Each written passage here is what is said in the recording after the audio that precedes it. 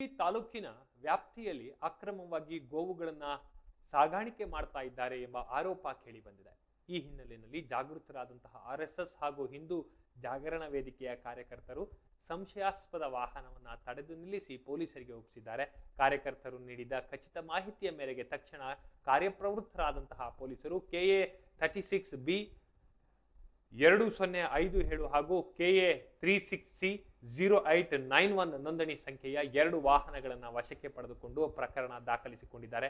ತದನಂತರ ಆ ವಾಹನಗಳಲ್ಲಿ ಇದ್ದಂತಹ ಗೋವುಗಳನ್ನು ಸುರಕ್ಷಿತವಾಗಿ ಆನೆಗೊಂದಿಯ ಶ್ರೀ ದುರ್ಗಾದೇವಿ ಗೋಶಾಲೆಗೆ ಸ್ಥಳಾಂತರಿಸಲಾಗಿದೆ ಎಂದು ಮೂಲಗಳು ತಿಳಿಸಿವೆ.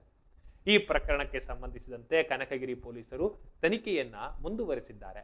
ವಾಹನಗಳಲ್ಲಿ ನಿಜಕ್ಕೂ ಅಕ್ರಮವಾಗಿ ಗೋ ಸಾಗಾಣಿಕೆ ನಡೆಸಲಾಗ್ತಾ ಇತ್ತೇ ಎಂಬುದರ ಕುರಿತು ಸಂಪೂರ್ಣ ಮಾಹಿತಿ ತನಿಖೆಯ ನಂತರವಷ್ಟೇ ಸ್ಪಷ್ಟವಾಗಿ ಹೊರಬೀಳಬೇಕಾಗಿದೆ ಅಂತ police inspector PI V Narayan ಅವರು ಸ್ಪಷ್ಟೀಕರಣ ನೀಡಿದ್ದಾರೆ.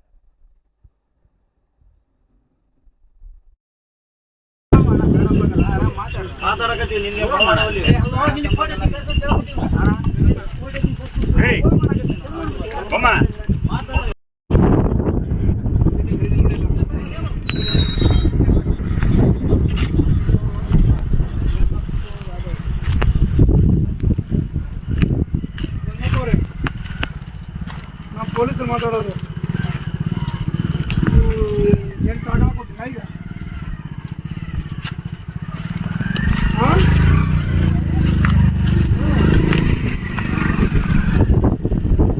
ಇಲ್ಲಿ ನೋಡೋಣ ಎಲ್ಲ ಐತಣ ಲೂಸ್ ಐತಣ ಇಲ್ಲಿ ನೋಡೋಣ ಅದಕ್ಕೆ ಏನ್ ಬಿಗು ಕಟ್ಟಿಲ್ಲ ಏನಿಲ್ಲ ಅಣ್ಣ.